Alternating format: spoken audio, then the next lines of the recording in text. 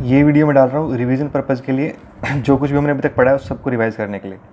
तो ऐसे तो बहुत कुछ है, क्योंकि 1 महीने गैप हो चुका है, आपको दिक्कत आएगी। तो जो जो चीज़ें आपको याद रहनी चाहिए अगले चैप्टर पढ़ने के लिए, वो मैं आपको एक बार बताता हूँ। सबसे पहली चीज़ वो ये है कि किसी भी कंडक्टिंग प्लेट के पास अगर कोई हमसे पूछे फील्ड क्या होगी, इलेक्ट्रिक फील्ड, तो वो होगी सिग्मा अपॉन एप्सिलॉन नॉट, अगर ये कंडक्टिंग है तो। और अगर कोई नॉन कंडक्टिंग के पूछे, अगर कंडक्टिंग है तो ये होगी। नॉन कंडक्टिंग के लिए क्या होगी? नॉन कंडक्टिंग के लिए फील्ड होगी उसके नज़दीक सिग्मा अपॉन 2 एप्सिलॉन नॉट। दो बातें तो ये आपको याद रखनी है, नॉन कंडक्टिंग के लिए सिग्मा अपॉन 2 एप्सिलॉन नॉट और कंडक्टिंग के लिए sigma upon epsilon not. Non conducting में डिफरेंस क्या है, ऐसा क्यों आता है? क्योंकि कंडक्टिंग में चार्ज दोनों तरफ डिस्ट्रीब्यूट हो जाता है और नॉन कंडक्टिंग में चार्ज उसके बीच में रहता है, जहाँ चार्ज छोड़ोगे वहीं पर रह जाता है, इसलिए उसकी फील्ड हाफ हो जाती है।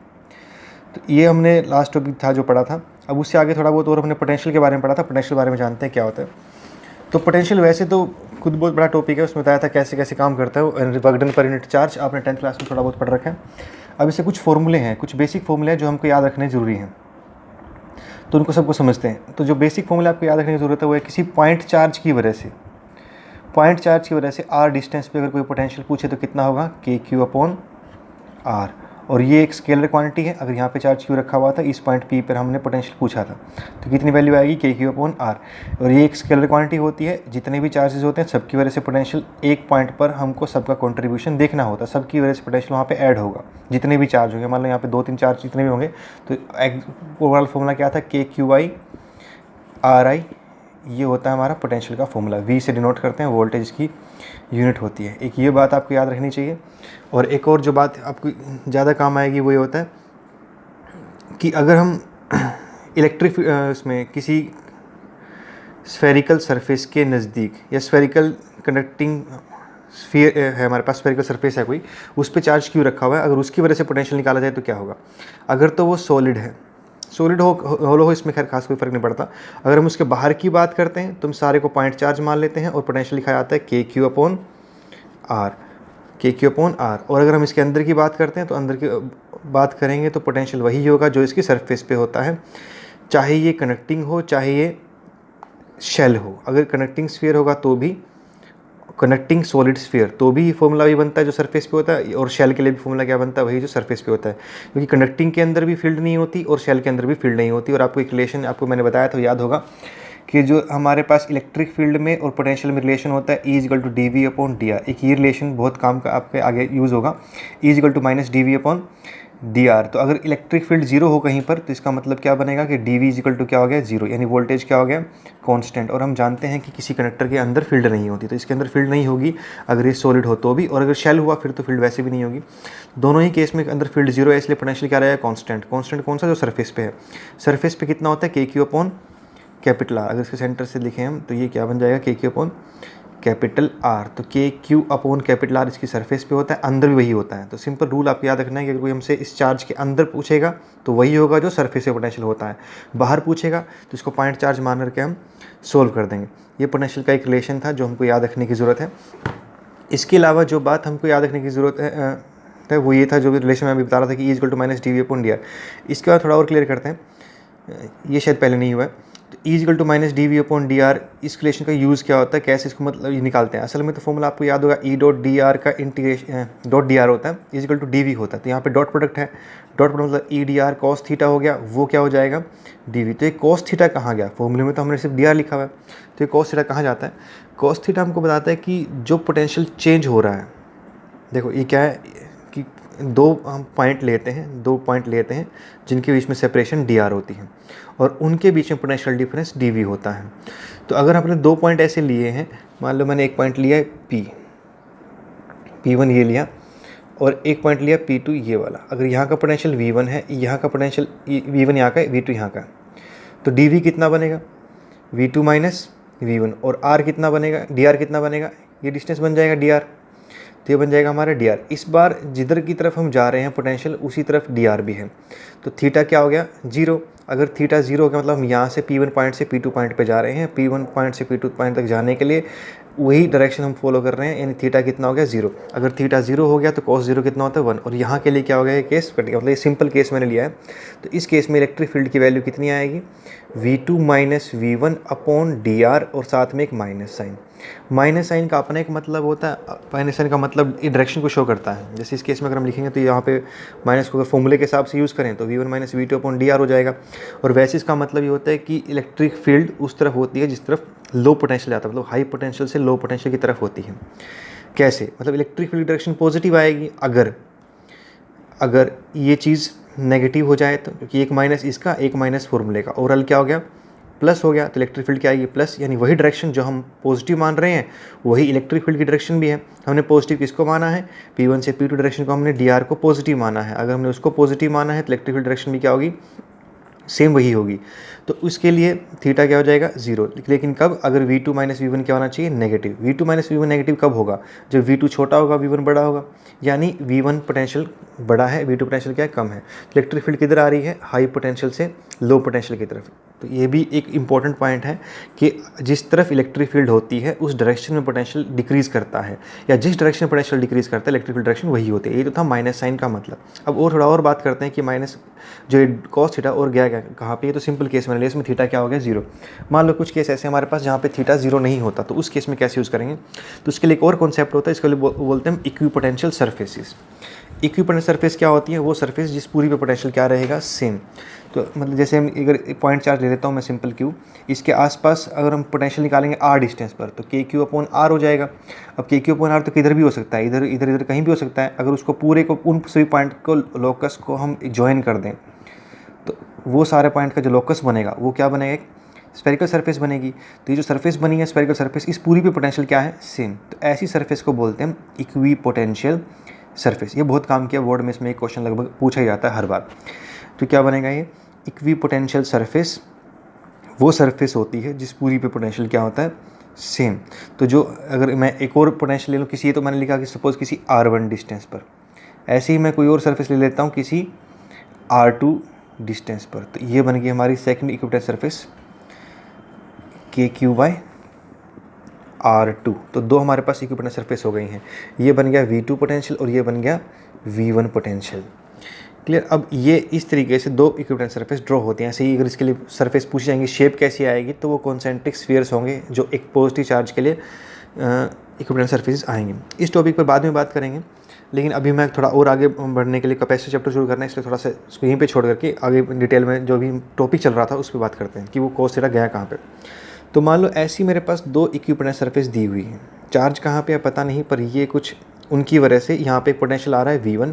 मान लेते हैं ये 2 वोल्ट है और ये 3 वोल्ट है, तो ये 2 वोल्ट की और 3 वोल्ट की एक लाइन आ रही है हमारे पास इक्विपोटेंशियल सरफेस। अब इसमें क्वेश्चन किस तरीके से आते हैं, एक कॉम्पिटिशन, ये पॉइंट कॉम्पिटिशन के लिए।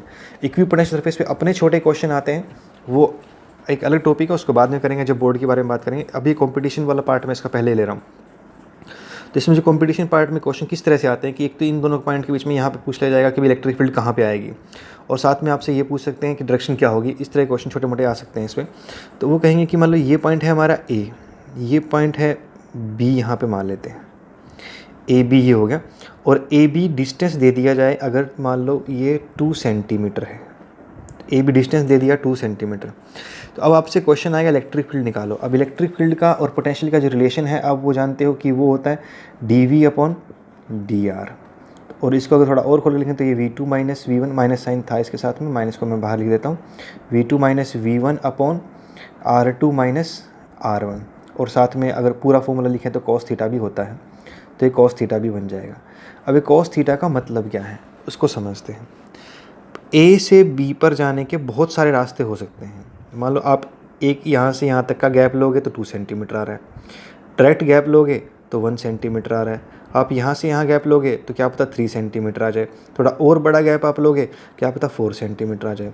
तो इन चारों केसेस में आप देखोगे कि जो पोटेंशियल का चेंज आ रहा है वो तो सेम आ रहा है, 3 माइनस 2 1 वोल्ट। लेकिन अगर आप नीचे वाले फॉर्मूले में R2 माइनस R1 पुट करना चाहो, वो सबका अलग अलग आ रहा है, अलग लगा रहे। तो फील्ड की तो वैल्यू तो एक पॉइंट पे एक ही हो सकती है, उससे ज़्यादा वो हो नहीं सकती। तो इसमें से कौन सा डिस्टेंस हम यूज़ करते हैं, कौन सा डिस्टेंस यूज़ करते हैं, वो बताता है cos थीटा।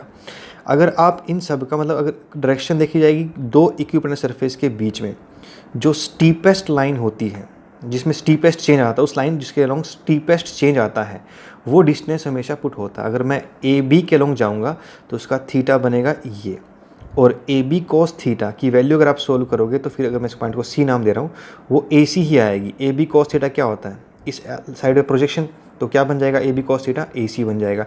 ऐसे ही अगर आप इसके लिए सॉल्व करोगे तो उसका थीटा कुछ और होगा, लेकिन उसका भी ये कॉस कॉम्पोनेंट क्या आएगा, सेम। इसका भी कॉस कॉम्पोनेंट क्या आएगा, सेम। तो कोई डिस्टेंस आप जो मर्जी यूज़ करो, कॉस थीटा क्या कर देता है, उन सभी डिस्टेंस का वो वाला कॉम्पोनेंट कर देता है जो स्मॉलेस्ट हो उन दोनों इक्वी पोटेंशियल सरफेस के बीच का। मतलब कॉस थीटा होने से वो क्या बन जाता है, स्मॉलेस्ट डिस्टेंस बन जाता है। तो ये तो मैथमेटिकल एक्सप्रेशन है इस बात को शो करने के लिए कि आप जो दो इक्विपोटेंशियल सरफेस ले रहे हो उनके बीच का डिस्टेंस R2 - R1 अगर आप ले रहे हो तो उसका आपको कॉस कंपोनेंट लेना है, यानी स्मॉलेस्ट डिस्टेंस लेना है। और इसको वैसे लैंग्वेज में कैसे बोलते हैं, तो लैंग्वेज में इसका मतलब होता है कि इलेक्ट्रिक फील्ड उस तरफ होगी जिस तरफ स्टीपेस्ट चेंज आएगा पोटेंशियल डिफरेंस में, मतलब कि थोड़ी दूरी चल करके आपको मैक्सिमम चेंज वोल्टेज में मिल जाएगा। यहाँ पर आपको 1 वोल्ट पोटेंशियल डिफरेंस ड्रॉप करने के लिए 2 सेंटीमीटर चलना पड़ा, यहाँ पर 4 सेंटीमीटर चलना पड़ा, यहाँ पर 1 सेंटीमीटर चलना पड़ा, यहाँ पे 3 सेंटीमीटर चलना पड़ा। तो 1 सेंटीमीटर से छोटा कोई दूरी नहीं है हमारे पास, छोटी कोई दूरी नहीं हमारे पास जो उतना वोल्टेज में चेंज कर सके, यानी 1 वोल्ट का चेंज कर सके। तो जो स्मॉलेस्ट वो जो हमारे को पाथ मिल गई है इलेक्ट्रिक फील्ड, फिर उसी की तरफ होगी। ये हमको कॉस थीटा शो करता है। यानी कि हमेशा आपको डिवाइड करने के लिए क्या यूज़ करना पड़ेगा, AC। अगर आपके पास AC नहीं है फिर आपको साथ में कॉस थीटा भी लेना पड़ेगा। और इसका फॉर्मूला कितना बनेगा, 3 - 2 अपॉन 1 सेंटीमीटर। 1 सेंटीमीटर AC वाला 1 सेंटीमीटर हमने इसमें यूज़ किया है। तो कितना बन गया, -1 अपॉन 1 सेंटीमीटर, यानी 10⁻² वोल्ट, यानी पर मीटर। अगर मीटर में चेंज करूँ तो, और ये कितना बन जाएगा, 100 वोल्ट पर मीटर। अभी मैंने सिर्फ इसका माइनस हटा दिया है, बाकी डायरेक्शन लेने के लिए मैं कुछ और तरीका यूज़ करूँगा। देखो माइनस साइन क्या शो कर रहा था, डायरेक्शन। और उसके लिए हम वैसे भी जानते हैं कहाँ से कहाँ होती है वो, हाई वोल्टेज से लो वोल्टेज की तरफ। यानी इस सिचुएशन में इलेक्ट्रिक फील्ड C/A आएगी। तो आप इसको ऐसे लिख सकते हो कि इलेक्ट्रिक फील्ड डायरेक्शन क्या बनेगी, 100 वोल्ट पर मीटर फ्रॉम C/A। इस तरीके से लिखा जा सकता है। इस तरह का क्वेश्चन कंपटीशन में रहता है, पूछा जाता है कि रिलेशन क्या है आपकी इलेक्ट्रिक फील्ड और पोटेंशियल के बीच में, और क्या से उसकी वैल्यू निकाली जाती है। तो अभी इसके एक क्वेश्चन मैं आपको सेंड करता हूँ, उस क्वेश्चन को भी करना है आपको, साथ में इसमें अटैच कर दूँगा, तो उसको क्वेश्चन को देखना, उसको ट्राई करना। सोल्यूशन हो तो ठीक है, नहीं तो मुझे बता देना कि हमसे नहीं हुआ है, मैं सोल्व करके दे दूँगा। तो अभी नेक्स्ट इसका अगला पार्ट करते हैं, तो जो हम यूज़ करने वाले। तो पोटेंशियल समझ में आया आपको, कैसे रिलेशन होता है इलेक्ट्रिक फील्ड पोटेंशियल के बीच में। अब जो नेक्स्ट टॉपिक में वापस आने वाला हूँ वो ये था कि भाई हम पोटेंशियल का यूज़ और क्या होता है और किस तरह के क्वेश्चन आपसे पूछे जा सकते हैं इस टॉपिक पे।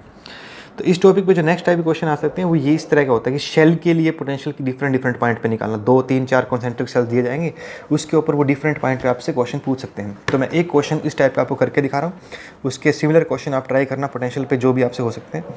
तो ये क्वेश्चन है, इलेक्ट्रिक पोटेंशियल हमको पता करना है, पोटेंशियल एट इट्स सेंटर हमको मालूम करना है, पोटेंशियल एट इट्स सेंटर हमको पता करना है। तो पोटेंशियल एट इट्स सेंटर कैसे निकलेगा उसको निकालते हैं, उसको सोल्व करते हैं।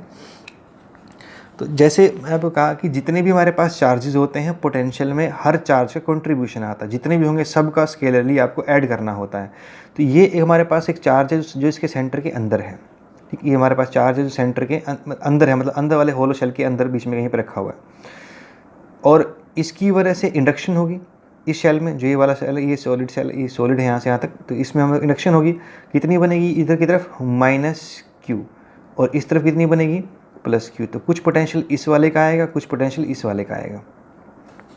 तो अगर हम सबके वजह से लिखें तो 3 चार्ज हो गए हमारे पास टोटल, अब तीनों का अपना अपना पोटेंशियल आएगा, तीनों का अपना अपना लिखते हैं। तो पहले इस चार्ज की वजह से मैं पोटेंशियल लिख रहा हूँ, इस वाले चार्ज की वजह से इस पॉइंट पर, O पॉइंट पर। तो क्योंकि वो पॉइंट उसके अंदर है जो चार्ज है, आपको हमेशा यही करना है कि उस पॉइंट से हो सके तो ऐसे सिंपल। वैसे तो ये पॉइंट चार्ज है, यहाँ तो आपको दिक्कत आएगी भी नहीं, पॉइंट चार्ज है, पॉइंट चार्ज की वजह से दूसरे पे कितना पोटेंशियल होता है, सिंपल KQ/r। तो ये आया पोटेंशियल V1 की वजह से। ऐसे ही मैं लिखता हूँ V2, दूसरा चार्ज मैं उठाता हूँ, दूसरा हमारा नेगेटिव चार्ज है। नेगेटिव चार्ज इस अंदर वाली सरफेस पे डिस्ट्रीब्यूटेड है। अगर ये यहाँ पे डिस्ट्रीब्यूटेड है तो इस चार्ज की वजह से तो डिस्ट्रीब्यूटेड चार्ज हो गया। पॉइंट चार्ज का तो फॉर्मूला सिंपल था। अब ये शेल पे डिस्ट्रीब्यूटेड है, लेकिन इसका पोटेंशियल का फॉर्मूला हमने अभी भी देखा थोड़ी देर पहले कि कितना होता है KQ/R। अगर हम उसके अंदर हैं तो कैपिटल R, और बाहर है तो वो वाला R आएगा जो उसकी दूरी बनती है। तो इससे अगर हम अंदर वाले पॉइंट पे लिखेंगे तो पोटेंशियल वही आएगा जो इसकी सरफेस पे बनेगा। डिस्ट्रीब्यूटेड है, शेल पे डिस्ट्रीब्यूटेड है, अगर हम उसके अंदर जाएंगे तो पोटेंशियल वही जो उसकी सरफेस पे बनेगा, और बाहर जाएंगे तो पोटेंशियल वही जो उसकी डिस्टेंस है वो पुट होता। तो अगर मैं V2 लिखता हूँ इसकी वजह से, तो कितना बनेगा K-Q, और यहाँ पे हम माइनस लेते हैं कि डायरेक्शन का यहाँ पे मतलब नहीं है, यहाँ माइनस साइन डायरेक्शन नहीं शो करता, यहाँ माइनस साइन मैग्नीट्यूड शो करता है, लेकिन वेक्टर में माइनस साइन डायरेक्शन शो करता है। जैसे इलेक्ट्रिक फील्ड में यहाँ पर पोटेंशियल एक स्केलर क्वांटिटी होते हैं, यहाँ पर माइनस का मतलब हमको साथ में लेके चलना ही पड़ेगा, उसका मैग्नीट्यूड को शो कर रहा है वो। तो अभी इसमें कितना बनेगा, कैपिटल R आ जाएगा उसके अंदर बन रहा है। और अब तीसरा चार्ज है फोर्स चार्ज, वो कितना बनेगा V3, उससे कितना है K+Q/2R आ गया। 2R क्यों आ गया, क्योंकि ये वाला चार्ज के भी हम जिस पॉइंट पे बात करना चाह रहे हैं पोटेंशियल वो उसके अंदर है। तो कितना बनेगा V3 KQ/2R। टोटल पोटेंशियल कितना बनेगा V1 + V2 + V3, और वो कितना आएगा, अब हम इसको दोनों को जोड़ दें तो ये आपको सीधा दिख जाएगा। तो कितना बनेगा -KQ/2R, इन दोनों को जोड़ने के बाद, और ये कितना बनेगा KQ/स्मॉलर। तो सिंपल कैलकुलेशन में डायरेक्ट कर रहा हूँ, KQ/स्मॉलर -KQ/2R बन गया। इन दोनों को जोड़ा तो ये हाफ रह गया माइनस के साथ में, और ये ऐसा बन गया। तो अगर मैं इसको थोड़ा और सिंप्लीफाई करना चाहूँ तो रिजल्ट आ जाएगा, K कॉमन ले लिया हमने, स्मॉल की कॉमन ले लिया, 2R - small r upon R × 2R। तो ये बन जाएगा हमारे पास पोटेंशियल फार्मूला। और ऑप्शन जो इसके दिए हुए हैं उसके हिसाब से सीधा फार्मूला वैसे यहीं तक ही था, आगे आपको करना भी नहीं था। तो सिंपल ये क्वेश्चन हमारा सॉल्व होगा। इस तरीके से सॉल्व करते हैं। अब एक और क्वेश्चन इसी में मैं करके दिखाता हूँ ऐसे सिंपली। मान लो ये हो गया एक पोटेंशियल स्फेरिकल सरफेस हो गया हमारे पास, इस पे चार्ज है Q1, इस पे चार्ज है Q2, और ये डिस्टेंस हो गया कैपिटल R, ये डिस्टेंस हो गया कैपिटल 2R, और इस पे हम उसमें बहुत सारे वेरिएबल जरूरत पड़ते हैं इसलिए मैंने उसको नहीं लिया है, अभी चेंज कर दिया क्वेश्चन को। ये होगा स्मॉल r, ये होगा पॉइंट P। अगर इस पॉइंट P पे हम पोटेंशियल कोई पूछे फिर से, तो देखो ये होगा Q1 चार्ज, ये फाइनल डिस्ट्रीब्यूशन के बाद में चार्ज लिखा है। अभी जो भी जैसे भी इंडक्शन सब हो गई है उसके बाद का चार्ज बन रहा है। दोनों थिन शेल हैं, ये थिन शेल है। इस केस में थोड़ा अलग था, इस केस में अंदर खाली था और ये सॉलिड था, यहाँ पे मेटल था। इस केस में दोनों, ये भी खाली अंदर से, उसके बाहर फिर खाली, फिर ऐसे है। तो इसमें अगर मैं पोटेंशियल यहाँ पे लिखना चाहूँगा, इसके P पॉइंट पे लिखना चाहूँगा, तो एक तो इसकी वजह से आएगा, इसकी वजह से कैसे आएगा कि वो पॉइंट इसके बाहर है। अगर वो पॉइंट इसके बाहर है तो पोटेंशियल क्या डिस्टेंस पुट होगा, जो सब खुद का, मतलब फिर इसको मैं क्या मान लूँगा, पॉइंट चार्ज। Q1 बन जाएगा फिर पॉइंट चार्ज, क्योंकि पॉइंट जिसके लिए हम बात कर रहे हैं वो उसके बाहर है, तो KQ1/स्मॉल r हो जाएगा। और P वाला पॉइंट Q2 के अंदर है, तो Q2 के लिए फिर पोटेंशियल क्या आएगा, जो उसकी सरफेस पे बनता, इसके लिए सरफेस पे क्या बनता, KQ2/2R बनता। तो ये बनता उसके सरफेस से पोटेंशियल। तो ये पोटेंशियल को लिखने का तरीका होता है किसी भी स्फेरिकली चार्ज डिस्ट्रीब्यूशन जहाँ पर भी होता है, तो वहाँ पर लिखने का ये तरीका होता है। तो ये था हमारा पोटेंशियल, और थोड़ा बहुत रिवीजन जो हमने करनी थी।